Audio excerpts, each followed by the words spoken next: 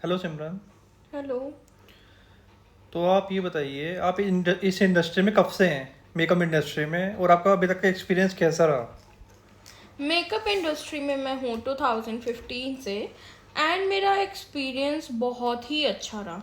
मतलब मेरे को मैंने जितने भी आज तक क्लाइंट्स के साथ मिली हूँ, जितनों के साथ इंटरेक्ट करा, जितनों के मेकअप करे, सभी बहुत खुश हैं। और अभी तक भी वो मेरे साथ टच में हैं। वो मेरे पास ही आते हैं, मेकअप हो जाए या हेयर कलर हो जाए। मैं सारी सर्विसेज करती थी शुरू से ही। मतलब मैंने हेयर कलर भी करे हैं, मैंने मेकअप्स भी करे हैं, हेयर ट्रीटमेंट्स भी करे हैं। तो मैं मतलब ऑलराउंडर थी अपनी इंडस्ट्री में। सिर्फ मैं मेकअप को छोड़ के अगर मैं बात करूँ, मैं सारी सर्विसेज करती थी।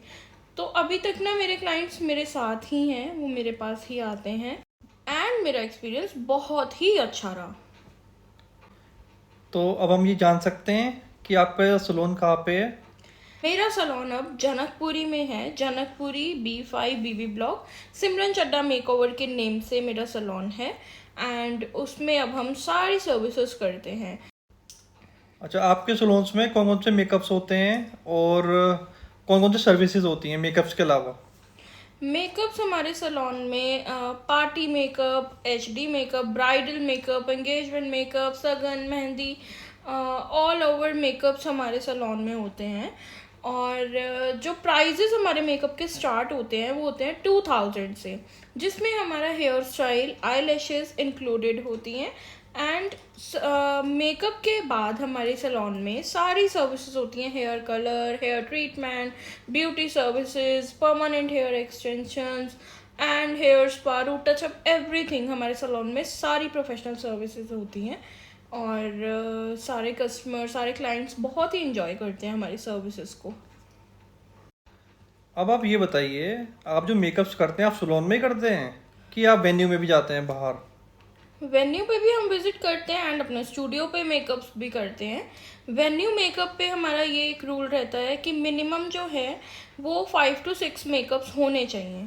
5 to 6 मेकअप्स, अगर दूर है कहीं लोकेशन, अगर स्टूडियो के नियर बाय रहती है तो हम 2 to 3 मेकअप्स पे भी विजिट करते हैं। एंड सेकेंड रूल हमारा है कि हम सिर्फ HD मेकअप प्रोवाइड करते हैं वेन्यूज़ पे। और अगर हम out of Delhi, out of city हम लोग अगर जाते हैं तो उसमें हमारे पैकेजेस बहुत ही रीज़नेबल होते हैं। एंड हम अपने साथ ना काफ़ी सारी चीज़ें कैरी करते हैं कि हमारे क्लाइंट को एक कंफर्ट जोन मिल जाए। कि अगर वो कोई चीज़ें भूल गए हैं अपने घर पे या वो नहीं लेकर आए, अपने साथ कैरी नहीं करा, तो हम लोग उनके साथ हमेशा खड़े रहें, उनको हम वो चीज़ प्रोवाइड करें, सो दैट उनका इतना स्पेशल डे ख़राब ना हो। जैसे हम ब्राइडल मेकअप अगर हमारे पास है तो हम ब्राइड के लिए भी सारी चीज़ें कैरी करते हैं। नमिंग क्रीम, जो मेन ब्राइड के लिए होना चाहिए ना, नमिंग क्रीम एक मेकअप आर्टिस्ट के पास ज़रूर होनी चाहिए। एक फर्स्ट एड किट भी ज़रूर होनी चाहिए अगर आप ब्राइड रेडी करने जा रहे हो या किसी भी अदर क्लाइंट्स को या साइडर्स को भी रेडी करने जा रहे हो, तो आपके पास ये चीज़ें होनी चाहिए। और आपके पास ब्राइड के लिए, मेनली ब्राइड के लिए ज्वेलरीज, छोटी छोटी चीज़ें ना, मतलब ब्राइड के लिए आपके पास होनी चाहिए आपके पास। एंड ब्राइडल पे भी हम लोग काफ़ी अच्छे पैकेजेस देते हैं, उनके लिए हेयर एसेसरीज भी कैरी करते हैं। मतलब ऑल ओवर हमारे पास सारी चीज़ें रहती हैं एक ब्राइड के लिए, और एक नॉर्मली क्लाइंट्स के लिए भी हम प्रॉपर कंफर्ट जोन उनको प्रोवाइड करते हैं। ओके। आपके जो ब्राइडल मेकअप की स्टार्टिंग है वो कहाँ से है, और मैक्सिमम कहाँ तक आपके प्राइसेस जाते हैं? ब्राइडल मेकअप की स्टार्टिंग हमारी रहती है 10,000 से, एंड मैक्सिमम हमारा जाता है 25,000 तक। ओके। आपका बेस्ट एक्सपीरियंस कहाँ पे रहा है, सलोन में या फिर फ्रीलैंसिंग में? देखो, अगर मैं बात करूँ बेस्ट एक्सपीरियंस की, तो दोनों ही चीज़ों में नेगेटिव भी चीज़ें थी और पॉजिटिव भी बहुत थी। अगर हम फ्रीलैंसिंग करती थी जिस टाइम पे मैं, तो उस टाइम पे ऐसा होता था कि मैं एक दिन में 2 से 3 क्लाइंट्स के वहाँ ही विजिट कर पाती थी। सैलून में ऐसा होता है कि काफ़ी सारे क्लाइंट्स हमारे पास विजिट करते हैं, हम लोग काफ़ी सारे क्लाइंट्स की अलग अलग सर्विसेज करते हैं, तो अर्निंग्स बढ़ जाती हैं सैलून में। अर्निंग्स और फ्रीलैंसिंग पे जैसे हम अगर एक क्लाइंट के वहाँ विजिट कर रहे हैं, तो दिल्ली में अगर मैं फ्रीलैंसिंग की बात करूँ ना, बहुत टफ रहा है मेरा फ्रीलैंसिंग करना। क्योंकि अगर मैं एक क्लाइंट के पास हूँ, फॉर एग्जांपल मेकअप है, अगर मैं एक क्लाइंट के पास हूँ, दूसरे तक मेरे को पहुँचना है, तो 1 आवर तो मेरे को दिल्ली के ट्रैफिक में चाहिए होता था। एंड क्लाइंट भी थोड़ा हो जाते थे कि हमें जल्दी रेडी होना है, तो आप इतना लेट हो गए या कुछ है। मतलब मेरे साथ ना दोनों चीज़ें हुई हैं, फ्रीलैंसिंग पे भी कई बार हुआ, और सलोन में ये रहता है कि क्लाइंट्स तो एक साथ आते हैं, लेकिन वो भी टाइम अप डाउन कभी ना कभी हो जाता है। तो बेस्ट दोनों ही थे। और अगर मैं नेगेटिव चीज़ की बात करूँ तो दोनों में कुछ ना कुछ प्रॉब्लम तो रहती है। फ्रीलैंसिंग पे कुछ ज़्यादा ही प्रॉब्लम होती है कई बार, बट फ्रीलैंसिंग पे ये रहता है कि एक्सपेंसेस आपके कम होते हैं, ना आपका स्टाफ का खर्चा होता है, ना आपका सैलून का रेंट होता है, ना सैलून के एक्सपेंसेस होते हैं। तो फ्रीलैंसिंग पे अगर मैं बात करूँ तो एक्सपेंसेस जो होते हैं वो कम होते हैं, सैलून में एक्सपेंसेस ज़्यादा होते हैं। तो एक्सपीरियंस तो फिर नॉर्मल ही रहा दोनों में मेरा। ओके, आपका क्लाइंट एक्सपीरियंस कैसा रहा? आपको मतलब किस टाइप के रिव्यूज़ मिलते हैं, कैसे रिव्यूज़ मिलते हैं फ्रीलैंसिंग पे या सैलून में? सलोन में? सैलून की अगर मैं बात करूं तो मेरे क्लाइंट्स जो हैं वो बहुत ही अच्छे हैं। मतलब सभी क्लाइंट्स मेरे बहुत अच्छे हैं। उनको हमारी सर्विसेज पसंद आती हैं, उनको हमारे प्रोडक्ट क्वालिटी पसंद आती है, उनको हमारे प्राइजेस पसंद आते हैं। मेन बात ये रहती है कि अगर आप कम प्राइस दे रहे हो या ज़्यादा प्राइस दे रहे हो, आपको क्वालिटी बेस्ट देनी है, और हम क्वालिटी बेस्ट देते हैं उनको। और क्लाइंट्स ना बहुत ही सेटिस्फाइड होते हैं हमारी सारी सर्विसेज से। सो मेरा क्लाइंट एक्सपीरियंस तो अच्छा रहा, रिव्यू भी उनसे काफ़ी अच्छे मिलते हैं मुझे, तभी रिपीटेड आता है। तो सलोन में एक्सपीरियंस ऐसा रहना चाहिए कि अगर आपके पास न्यू क्लाइंट आ रहा है तो बहुत खुशी मिलती है, हाँ भाई हमारे पास नया क्लाइंट आ रहा है, हमारे पास सर्विस ले रहा है। लेकिन सबसे ज़्यादा खुशी ना मुझे तब मिलती है, मुझे या एवरी सलोन ओनर या एवरी शॉप ओनर्स को तभी मिलती है जब उनके पास एक ही कस्टमर रिपीटेड आ रहा है। रिपीटेड कस्टमर्स आने बहुत ज़रूरी हैं आपके लाइन में। आप किसी भी मतलब शॉप पे, किसी भी लाइन में आप अगर ऑनर हो तो आपके पास रिपीटेड कस्टमर आना बहुत ज़रूरी है।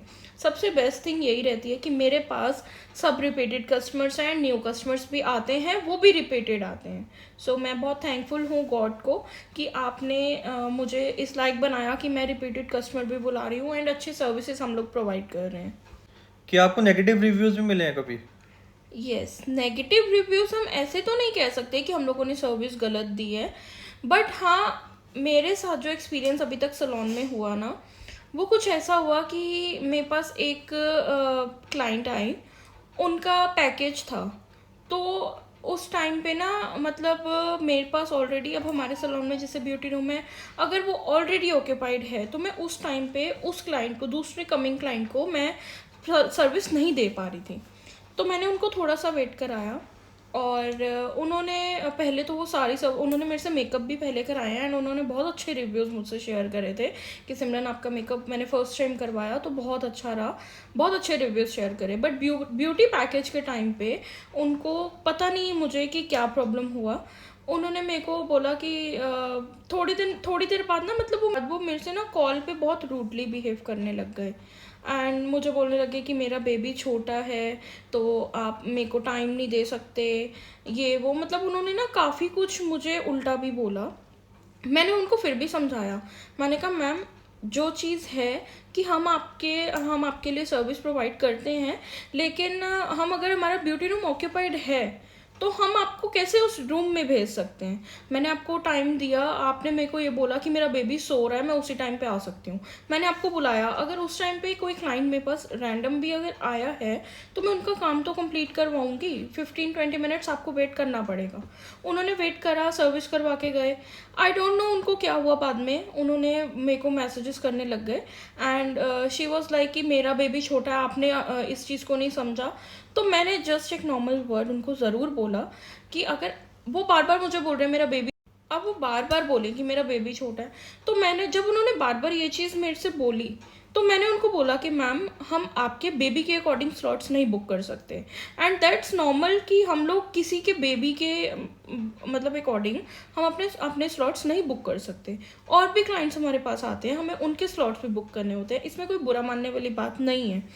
तो उन्होंने उठा के अगर मेरे लिए कभी भी नेगेटिव रिव्यूज़ डाले हों तो वो मेरे लिए इतना मैटर नहीं करते, क्योंकि हर टाइम पे हम लोग ही गलत नहीं होते हैं। कई बार सामने वाला भी होता है कि उनकी भी मिस्टेक होती है कि वो भी हमें समझे थोड़ा सा। तो हर टाइम पे हम लोग गलत नहीं होते, नेगेटिव रिव्यूज़ आते हैं, क्योंकि कोई भी सैलून ओनर क्या, कोई भी किसी भी लाइन में अगर कोई ओनर है वो 100% किसी भी कस्टमर को, किसी भी क्लाइंट को नहीं दे सकता।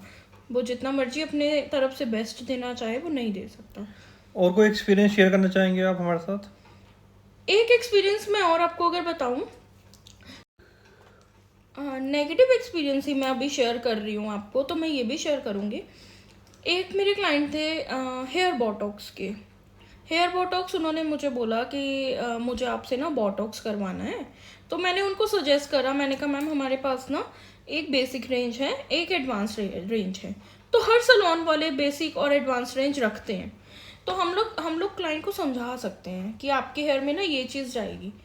तो हमने उनको दोनों चीज़ें समझाई कि एक बेसिक रेंज, एक एडवांस रेंज। आपके हेयर में एडवांस जाएगी, बाकी इट्स अप टू यू कि आपको क्या करवाना है। उन्होंने बोला कि अभी ना आप मेरा बेसिक ही कर दो। और मैं सच्ची बताऊं, उनके हेयर की लेंथ बहुत ही लंबी लेंथ थी उनकी, और बाउंस इतना ज़्यादा कि अगर नॉर्मली वो वॉश करें ना तो उनके, अगर हम छोटी बॉटल शैम्पू की यूज़ करें ना तो पूरी पूरी बॉटल्स उनके हेयर में लग जाएं। मतलब इतना ज़्यादा बाउंस था और इतनी ज़्यादा फ्रिजीनेस, मास्क वगैरह हम सब कुछ भी लगाने के बाद वो नॉर्मल, तो बहुत ना फ्रीजी रहते थे उनके हेयर। तो हमने उनको एडवांस सजेस्ट करा, लेकिन प्राइस रेंज के इशू से उन्होंने बोला कि नहीं मेरा ना आप बेसिक ही कर दो। तो मैं एडवांस वाला ना फिर आगे ट्राई करवाऊंगी। तो हमने बेसिक बोटॉक्स उनको दिया हेयर में। उसके बाद हमने उनको बल्कि बताया भी था कि आपके हेयर में ना दी ये वाला नहीं जाएगा, आप एडवांस रेंज में ही बोटॉक्स कराओ, बट उनको नहीं कराना था तो उन्होंने बेसिक ही सिलेक्ट करा। तो उन्होंने करवाया, जैसे अब वॉश होता है जैसे बेसिक बोटॉक्स का, तो थोड़ा सा हेयर अगर कितना भी स्मूथ हो, थोड़ा सा टैंगल तो हेयर में रहता है। तो जब उसको हम निकाल रहे हैं टैंगल को, तो शी वॉज लाइक कि मेरे हेयर ऐसा हो गया, मेरा हेयर वैसा हो गया। तो मैंने उनको बताया, मैंने कहा मैम हम लोगों ने आपको पहले ही सजेस्ट करा था कि आपके हेयर में ना एडवांस रेंज आएगी। तो उन्होंने मतलब उस टाइम से ही मतलब बोलना शुरू हो गया, नहीं मेरा हेयर ऐसा वैसा। इवन उनका हेयर पहले से ही बहुत ख़राब था, मैं अभी भी क्लियर करूँगी, वो उनका हेयर पहले से ही बहुत, तो कुछ उनको प्रॉब्लम हुई या कुछ भी, तो उन्होंने उठा के नेगेटिव रिव्यू अगर वो कहीं भी डालेंगे या कुछ भी बोलेंगे, उन्होंने जो भी रिव्यूज़ मुझे दिए, तो मैंने उसको उस चीज़ को समझा भी बट इग्नोर भी कर दिया, क्योंकि हमारी गलती उसमें नहीं थी। हम लोगों ने अपनी तरफ से सजेस्ट करा था। अब एक होता है ना कि जैसे सैलून ओनर है या किसी लाइन में ओनर है, वो कई बार ना अपने कस्टमर्स को कुछ बोल नहीं पाता है, क्योंकि उनको होता है कि चलो हमारा कस्टमर अभी आ रहा है तो आए, रिपीटेड भी आए। हम लोगों को अभी भी होता है कि चलो जो चीज़ हमारी तरफ से अगर कुछ नेगेटिव इशू भी आया है तो वो रिपीटेड हमारे पास आए कस्टमर्स, और हम उस चीज़ को ठीक भी करेंगे। मैंने जब भी काम करा है ना, मैंने सभी क्लाइंट्स को ये बोला है कि मैं रिस्क लेके काम नहीं करती, चाहे बालों का है, चाहे स्किन का है, चाहे मेकअप है, मैं किसी चीज़ में रिस्क नहीं लेती। अगर आप लोगों को कुछ नेगेटिव लगा है तो आप आओ, मैं उस चीज़ को ठीक करके दूंगी। अगर मैंने पेमेंट ली है तो मैं उस चीज़ को ठीक करूँगी। बट स्टार्टिंग से ही मेरा, जब से मैं इस लाइन में हूँ तब से मेरा यही चीज़ रही है कि मैं पैसों के लिए काम नहीं करती, मैं एक फैमिली ज्वाइन करने के लिए काम करती हूँ। मुझे कोई पैसों का इतना नहीं है कि मैं क्वालिटी कम करके पैसे ज़्यादा ले लूँ, ऐसी मेरी आदत ही नहीं है। मैं अपनी तरफ से बेस्ट सर्विसेज प्रोवाइड करती हूँ अपने कस्टमर्स को। सो नेगेटिव अगर एक्सपीरियंस रहे तो इतने ही रहे, मतलब ज़्यादा मेरे को कुछ नेगेटिव रिव्यूज़ नहीं मिले हैं, पॉजिटिव ही रहे हैं सारे। ओके।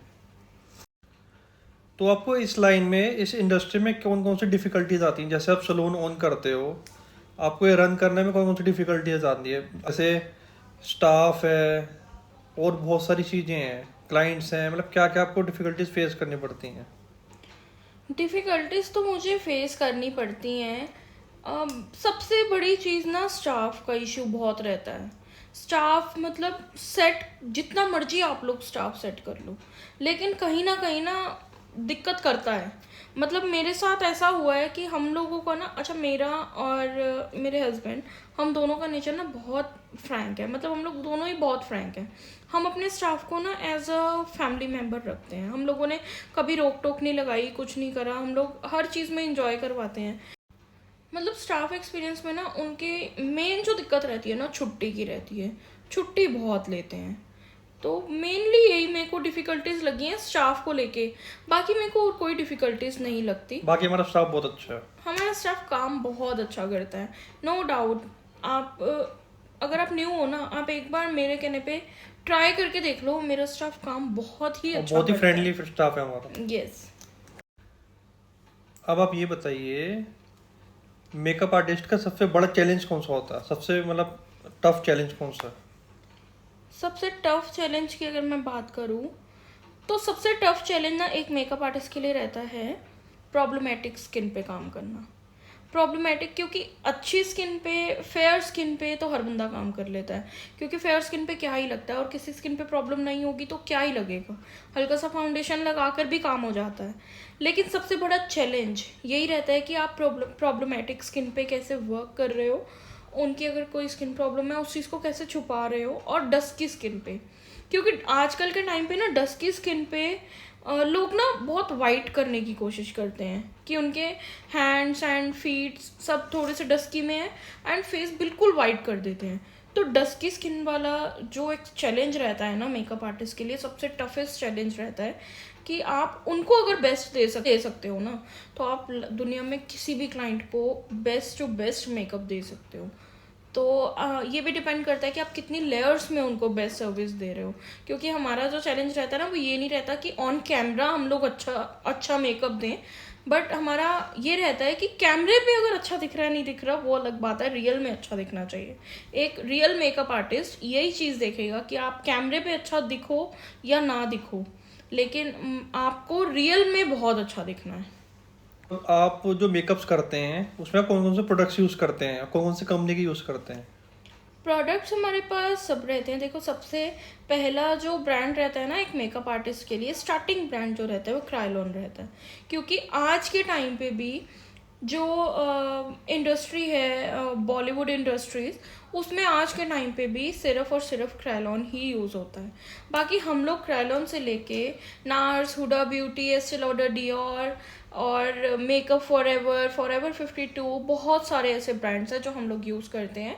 बट जो मेरा फेवरेट ब्रांड है ना वो नार्स एंड हुडा ब्यूटी मेरा प्यार है, एंड डियोर मेरा सच में प्यार है। हम लोग सारे प्रोडक्ट्स यूज़ करते हैं, लेकिन ये तीन ब्रांड्स ना सच में दिल ही ले जाते हैं। ओके। तो जब आप मेकअप्स करते हो आप कौन कौन से स्किन प्रॉब्लम्स फेस करते हो? जब हम मेकअप स्टार्ट करते हैं ना, सबसे पहले हम लोग ना ये देखते हैं कि स्किन पे क्या क्या चीज़ें रिक्वायर्ड हैं, और जो प्रॉब्लम्स आती हैं ना, कहीं काफ़ी क्लाइंट्स की स्किन में होता है, कुछ क्लाइंट के यहाँ ये एरिया बहुत पिगमेंटेड होता है, ये एरिया पिगमेंटेड रहेगा, यहाँ पे तो कॉर्नर्स पे, लिप कॉर्नर्स पे तो बहुत ज़्यादा पिगमेंटेशन रहती है, अंडर आई डार्क रहती हैं, डार्क सर्कल्स काफ़ी रहते हैं, कई क्लाइंट्स के ऊपर आई में भी डार्कनेस रहती है, तो उस चीज़ को कैसे हमने कवर करना है। कहीं के चीक्स पे ना जैसे सनबर्न हो जाता है ना, कुछ वैसी प्रॉब्लम रहती है, किसी के पोर्स रहते हैं। तो हम लोग ना हर स्किन के अकॉर्डिंग ना अलग अलग प्रोडक्ट्स के साथ, एक मेकअप ना एक खेल है, मेकअप को हम खेलते हैं, हम मेकअप करते नहीं हैं, हम खेलते हैं, और जो खेलता है ना वही जीतता है। मेकअप को हमेशा खेलना चाहिए। जो मेकअप समझ के काम करता है ना, वो फिर सिर्फ नॉर्मली मेकअप करता है कि हाँ जब तक मेरे पास क्लाइंट बैठा है ना तो उसका फेस बहुत अच्छा दिख रहा है, वो जा रहा है, जाने के बाद क्या हो रहा है उनको कोई लेना देना नहीं है। और ये चीज़ें पता है कौन से मेकअप आर्टिस्ट करते हैं? जो कोविड के टाइम पे ना घर बैठ के मेकअप आर्टिस्ट बने हैं। आज जगह जगह सलोन्स खुले हैं, जगह जगह घरों में पार्लर खुले हैं। ये कैसे खुले हैं? घर बैठे बैठे कोविड के टाइम पे ना लोग मेकअप आर्टिस्ट बन गए कि हम, हमारे पास प्रोडक्ट्स तो हैं, हम कर लेते हैं। आप अपने आप को 5 साल बाद कहाँ देखते हैं, मतलब कौन से लेवल में देखते हैं? बस उस लेवल तक मैं देखती हूँ, मैं बहुत ऊंचे ऊंचे सपने नहीं देखती कि हाँ मैं जाऊँ, मेरे फैंस हों, ये वो नहीं। मैं उस लेवल तक देखती हूँ कि मेरे साथ, मतलब स्टार्टिंग से जो मेरे क्लाइंट अभी तक जुड़े हैं ना, 5 साल बाद भी वो क्लाइंट जुड़े रहे और वो अपने साथ और क्लाइंट्स को जोड़े। मतलब मैं एक ना अपनी बहुत बड़ी फैमिली बनाना चाहती हूँ, अच्छी बात है। एक मेकअप इंडस्ट्री में मैं बहुत बड़ी फैमिली बनाना चाहती हूँ। मैं पैसों के लिए काम नहीं करती, मैं एक फैमिली के लिए काम करती हूँ। हाँ, मतलब मैं हर बंदे के मुंह पे ये सुनना चाहती हूँ कि अगर मेकअप आर्टिस्ट है तो सिमरन चड्ढा मेकओवर। सच में बहुत सिमरन चड्ढा जो है वो सबसे बेस्ट मेकअप करती हैं। ये वर्डिंग्स मैं अपने क्लाइंट्स के मुंह से सुनना चाहती हूँ। आज भी मैं सुनती हूँ, बट आने वाले टाइम पे भी मैं यही चीज़ें सुनना चाहती हूँ। मतलब बहुत अच्छी बात है। आपके पास जैसे कोई मेकअप कराने आता है तो आप कैसे डिसाइड करते हो कि मतलब कौन सा हेयर स्टाइल करना है, इस ड्रेस के साथ कौन सा हेयर स्टाइल जाएगा, और आप कौन कौन से हेयर स्टाइल्स होते हैं आपके सैलून में? हेयर स्टाइल्स तो हमारे सैलून में सब तरह के होते हैं। बर्न होते हैं, open styling, curls, waves, braids, pony tails, सारे एडवांस, बेसिक टू एडवांस सारे हेयर स्टाइल्स होते हैं। अब हम लोग कैसे डिसाइड करते हैं, कई बार होता है कि क्लाइंट ना अपनी रेफरेंस पिक्चर लेके आते हैं कि हाँ मेरे को ना इस टाइप का हेयर स्टाइल करवाना है और ये मेरा आउटफिट है। अगर तो हमें लगता है कि हाँ इस आउटफिट के साथ आपका ये हेयर स्टाइल बहुत अच्छा लगेगा, तो हम लोग उनकी रेफरेंस को समझते हैं, सुनते हैं एंड बना कर देते हैं उनको सेम हेयर स्टाइल। और अगर हमें लगता है कि नहीं जाएगा ये हेयर स्टाइल, तो हम उनको ना सजेस्ट करते हैं कि मैम आपके आउटफिट के साथ ये हेयर स्टाइल नहीं जाएगा, तो हम आपको कुछ बेटर ऑप्शंस दिखा रहे हैं। अगर आपको समझ में आता है वैसा, तो आप वैसा बनवा सकते हो। एंड मतलब मेरे क्लाइंट्स जो है ना, मैं इतना प्राउड अपने क्लाइंट्स पे करती हूँ कि वो मेरी बात को सुनते हैं। इवन मेरे कितने क्लाइंट्स हैं वो बिना शक्ल देखे ना, उनको मेरे मेकअप पे, मेरे वर्क पे इतना बिलीव है, वो बिना मिरर में अपनी शक्ल देखे वो फंक्शन के लिए चले जाते हैं, क्योंकि उनको पता है कि हाँ भाई सिमरन का हाथ लगा है ना, तो बेस्ट ही होगा। आपके सैलून में कौन कौन से कोर्सेज होते हैं, और मतलब कितने प्राइस रेंज से स्टार्ट होते हैं? हमारे जो कोर्सेज हैं ना 10,000 से स्टार्ट हो जाते हैं। और कोर्सेज होते हैं, हमारा सेल्फ मेकअप कोर्स होता है, basic to advance range makeup course रहता है, प्रोफेशनल मेकअप कोर्स रहता है, और ब्यूटिशियन कोर्सेज रहते हैं, हेयर ड्रेसर कोर्सेज रहते हैं। कोर्सेज हमारे पास सभी तरह के, परमानेंट हेयर एक्सटेंशन कोर्सेज होते हैं हमारे यहाँ। तो सभी तरह के कोर्सेज हमारे पास हैं। स्टार्टिंग जो रेंज रहती है हमारी 10,000 रहती है कोर्सेज की, विद प्रॉपर सर्टिफिकेशन हम लोग कोर्सेज प्रोवाइड करते हैं। तो जैसे कि आपको इस इंडस्ट्री में इतने साल हो गए हैं, तो आप लोगों को क्या सलाह देना चाहेंगे जो इस इंडस्ट्री में मतलब मेकअप आर्टिस्ट बनना चाह रहे हैं, या ब्यूटी का काम करना चाह रहे हैं, या हेयर स्टाइलिस्ट जो भी हैं, मतलब सलोन अगर ओपन इस करना मतलब चाहे, इस लाइन में जाना चाह रहे हैं? तो जो भी इस लाइन में जाना चाह रहा है ना, सबसे पहली बात कि अगर आप लोग न्यू हो ना, तो मैं यही सजेस्ट करूँगी कि आपको अगर पहला काम जितने मर्जी का मिल रहा है, अगर 500 का भी मिल रहा है ना, तो आप उस काम को छोड़ना मत। वो 500 ना आपको बहुत आगे तक लेके जाएगा। तो सबसे पहली चीज़ ना, आपके काम में ना ऑनेस्टी बहुत होनी ज़रूरी है। आप ईमानदारी से काम करोगे ना, वो क्लाइंट नहीं देखता, हम नहीं देखते, वो बाबा जी देखते हैं। अगर आप ईमानदारी से चल रहे हो ना शुरू से, बहुत आगे तक तो जाओगे। एंड आपका ना बहुत अच्छा रहने वाला है। ये चीज़ मैंने अपने साथ नोटिस करी है। मेरे पास, मैं फ्रीलांसिंग जब मैंने स्टार्ट करी थी ना, तो मैं तो 500 फिर बहुत ज़्यादा बोल दिए, मैंने 100 रुपये में भी काम करे हैं। मतलब अपने, अगर मैं एक्सपीरियंस की बात करूँ, मैंने फ्रीलांसिंग पे मैंने 100 रुपये में भी काम करे हैं। तो अगर आप कुछ बनना चाहते हो, तो आपको अगर 100 रुपये का काम भी मिल रहा है ना, उस काम को छोड़ना मत। वो 100 रुपये ना आपको बहुत आगे तक लेके जाएगा। अपने काम में ईमानदार रहो। अपने काम में ना मतलब एक, इस चीज़ को ना एक पैशन बना लो, एक जज्बा बना लो कि हाँ मुझे ये चीज़ करनी है। तो एक कभी कभी ना एक टाइम आता है जब हम स्टार्ट करते हैं ना, तो हमारी फैमिली के बंदे आ जाते हैं, फैमिली आ जाती, सिस्टर्स आ जाती हैं, मदर, चाची, ताई, मासी, सब लोग काम कराते हैं ना, तो हमें बहुत अच्छा लगता है कि हमसे ना सब काम करा रहे हैं। एंड वो हमारी खुशी के लिए ना कभी 500 दे जाएंगे, कभी 200 दे देंगे, कभी 1000 दे देंगे, बहुत अच्छा लगता है। लेकिन जब क्लाइंट्स की बारी आती है ना, जब इन लोगों के बाद वाली जो स्टेज आती है कि हाँ मैं क्लाइंट कैसे मिलेगा, जब क्लाइंट मिलता है, फिर उसके बाद क्या होता है कि एक सीज़न भी हमारा कुछ ऐसा आता है कि काम ना रुकता है। जब मेकअप का काम रुकता है ना, उस टाइम पे ना बंदा बड़ा डिसअपॉइंट हो जाता है कि नहीं यार, मेरे पास क्लाइंट नहीं आ रहे। फ्रीलैंसिंग पे मोस्टली ये रहता है कि नहीं यार क्लाइंट नहीं आ रहे, चल छोड़ इस काम को, मैं ना दूसरी चीज़ कर लेता हूँ। सबसे बड़ी मिस्टेक ना आप वही चीज़ पे करते हो, जब आप कहते हो ना कि छोड़ो मैं दूसरी चीज़ कर लेता हूँ, तो सबसे बड़ी गलती यही रहती है आपकी इस लाइन में कि तो ये गलती ना, मतलब जिस चीज़ से आप कमाना शुरू कर रहे हो, अगर बीच में एक स्टेज ऐसा आ रहा है कि आपको काम नहीं आया आपके पास, तो आप उस चीज़ को छोड़ देते हो। लेकिन आप ना उस चीज़ को समझते नहीं हो कि बाबा जी ना आपका उसी चीज़ में एक सबसे बड़ा टेस्ट ले रहे हैं कि हाँ भाई, आज मैं इसको काम दे रहा हूँ, ये कर रहा है, अगर मैं नहीं दूंगा तो इसकी काम के लिए लगन है या नहीं। वो लगन ना मैंने रखी थी अपने काम में। मतलब मैंने, आप मान लो कि अगर मैं 2015, 16, 17 की भी बात करूँ ना, तो उस टाइम पे ना लिफ्ट नहीं होती थी घरों में, बहुत ही कम घरों में होती थी। लेकिन जैसे मैं अपने क्लाइंट्स के घर जाती थी ना, तो मैं फोर्थ फ्लोर पे अपनी वैनिटी, मेरा इतना बहुत बड़ा बॉक्स होता था, वैनिटी बॉक्स, एंड बहुत हैवी होता था। मैं फोर्थ फ्लोर पे, थर्ड फ्लोर पे वो बॉक्सेस चेयर से लेके जब चढ़ती थी ना, मैं बाबा जी को यही अरदास करती थी, बाबा जी इतना ऊपर मैं चढ़ी हूँ ना, आप मेरे को आगे भी इतना ऊपर लेके जाओगे, या फिर इम्तिहान होता है ये।